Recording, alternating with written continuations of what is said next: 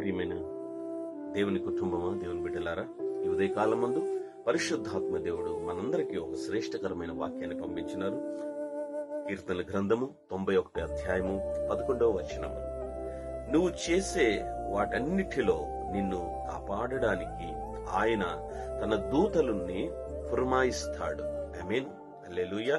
నువ్వు చేసే వాటి అన్నిటిలో నిన్ను కాపాడడానికి ఆయన తన దూతల్ని పురమాయిస్తాడు, అంటే పంపిస్తాడు. ఎంత గొప్ప వాక్యం అండి, ఎంత గొప్ప వాక్యం అండి ఇది. చిన్న వాక్యము.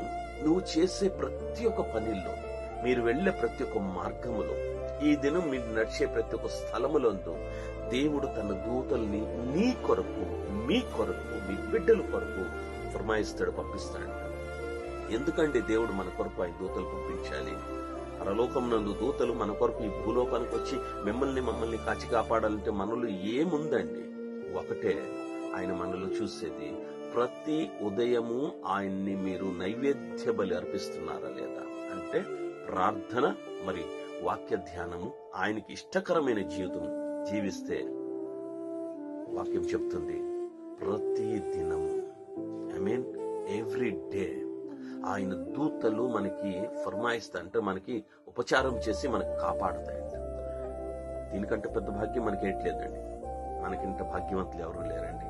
సో నా ప్రియమైన దేవుని బిడ్డలారా, ఆయన దూతలను మనకి కొరకు పంపించాలంటే మనం ఆయనకి తగిన జీవితం జీవిస్తూ, ఆయనకి ఇష్టకరమైన జీవితం జీవిస్తే నిశ్చయంగా ఆ దూతలు ఈ రోజంతా మీకు, మీ కుటుంబాన్ని కాచి కాపాడునుగాక. ప్రార్థిద్దాం. మమ్మల్ని బహుగా ప్రేమించిన నా ప్రియమైన తండ్రి, వినిన వాక్యం బిడ్డల జీవితంలో అతికింగా మీరు వాడబడి బిడ్డల్ని మీరు మీ దూతల్ని పంపించి కాచి కాపాడతారని యేసుక్రీస్తు వారి అతి శ్రేష్టమైన నామములై ప్రార్థన నామం తండ్రి.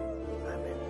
రేపటి దినం మళ్ళీ ఇదే సమయంలో మీరు మనము కలుద్దామండి. అంతవరకు దేవుని మహాకృప మీకు, మీ కుటుంబానికి తోడైనగాక.